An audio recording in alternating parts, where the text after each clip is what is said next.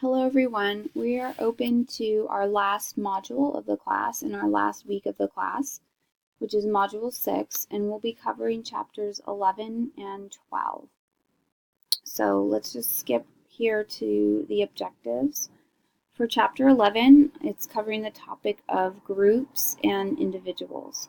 So pretty much the chapter is split into halves, looking at that.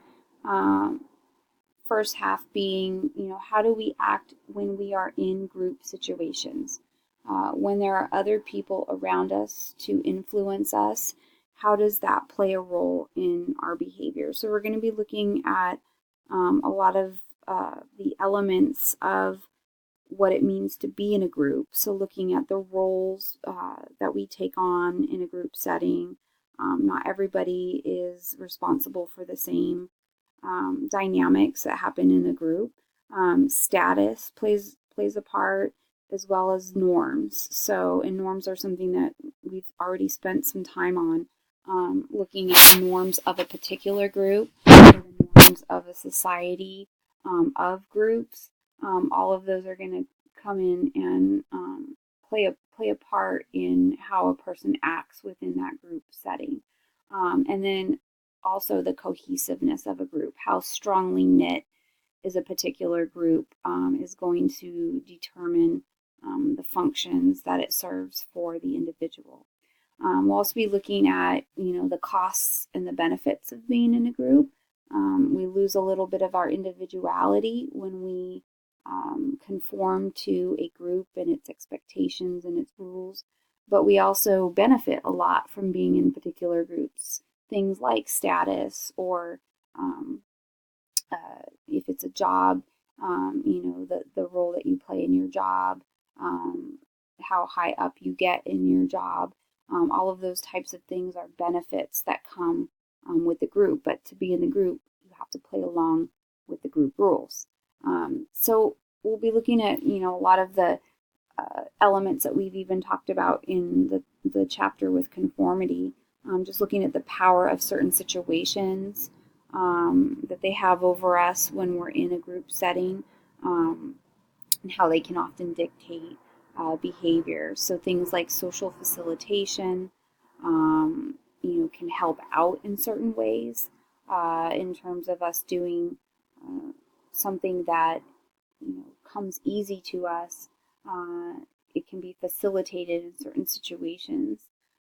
Whereas if we're doing something that is unfamiliar to us, or something that we don't particularly like, or that we're not skilled at, doing it in front of others or doing it around others could actually be an impediment. And then we'll get into social loafing, which is really just the individual reducing his or her own workload, because they're in the presence of others. So the thinking of, well, other people will pick up the slack. And so we tend to not as we would if we were alone or being judged solely on our own effort. We'll get into a little bit more of the topic of de-individuation, which we covered a little bit in the last couple chapters. Just this, idea that we become less of an individual, obviously, when we're operating in a group. And sometimes that's good, and sometimes that's not so good. So we'll look at things like cooperation and conflict, different social dilemmas, and how those all play a role. The chapter actually concludes by looking at some areas of conflict. Always when we're dealing with interpersonal relations in group settings, there's going to be conflict. Not everyone deals with it the same, but there are definitely ways that research shows we can help to reduce it, as well as address it, what works, what doesn't work. And we'll be really integrating in a lot of what we learned in the early chapters when it comes to social situations and things that we look at, like, people's perceptions of us, so social perception, and social cognition, the kind of thinking behind all of this, and understanding why conflict occurs, and how to help it. We'll also be looking at the topic of group think, There's a video that goes along with that for this chapter. What sort of dynamics happen in this concept of groupthink, and what are the consequences. We'll look at some historical examples of groupthink in politics in particular, and just how to avoid it, how to be part of a group that does not get sucked into this groupthink kind of way of guiding the group's decision making. Okay, so that will conclude chapter 11, and then chapter 12 is I think more of a fun one. It deals with adversity and happiness, and this is so important because these are the two key things that I think most people get caught up on in life. Most people have some sort of adversity at some point in their life, and most people are looking for what brings them happiness. So we'll look at some interesting research on loneliness and depression. What are the consequences of it, and why does it even happen in a society where we seem to be so connected? And then applying some of those principles to our interpersonal relationships like marriage and friendships, and what does that look like? We'll take a look at some different environmental aspects of adversity, particularly in the workplace, as well as how it's tied to health issues. So this is a very applied area of social psychology, and the chapter really does a nice job of showing you it in many different scenarios. So how do these things affect us in our life overall? So coping with stress and taking care of ourselves and our health and those kinds of things. As well as for the criminal justice majors, it ties in some things about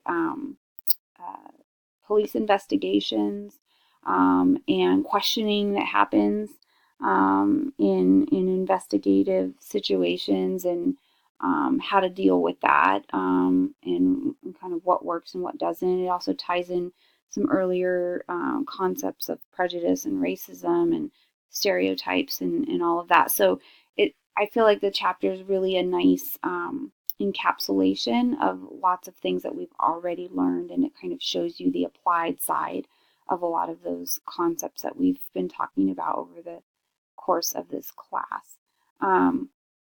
And so then the chapter ends with some interesting research on happiness. So looking at what makes people happy, what countries are the happiest and why, and if we want to be happier, how would we go about doing that? So that wraps up the two chapters. Your article readings are Article 25, which is the Stanford Prison Study. So Zimbardo's prison study is a pretty famous one.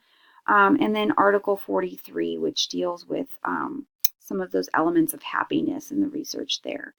Here are your lecture slides.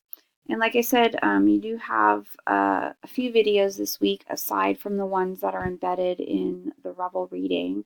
You have the original Stanford Prison Study.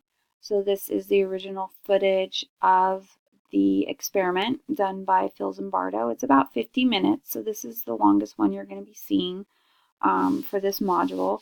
And I give some questions here that should help guide you through what the take-home messages should be as you're watching the video, so please pay attention to that. It has been my experience in the past that people have had difficulty accessing this video, so here are some tips if you get stuck. It really just has to do with the browser that you're using, so make sure you pay attention to that if you have trouble opening that video. Then we have a couple other very short clips, one on social facilitation and social loafing, and then one on conformity and groupthink. Now you guys saw the first half of this video earlier in the class when we talked about conformity, and I had mentioned you'll be watching the second half later. It's a roughly 4 minutes is the second half, and that's that half deals with groupthink. So if you'd like to watch the whole thing again, that's fine, because again, these two are very interrelated. However, if you do just want to skip to the part on groupthink, you're good with the conformity part, feel free to do that as well. And then the last video is one about happiness. So definitely please read through the chapters for this module before you try watching these videos. You want to have a good grounding and a good understanding of the concepts and especially the research before you dive into watching these videos. It'll help the videos make much more sense, be smoother, and they'll really be a nice illustration of what you're already reading in the chapters. So that concludes the videos.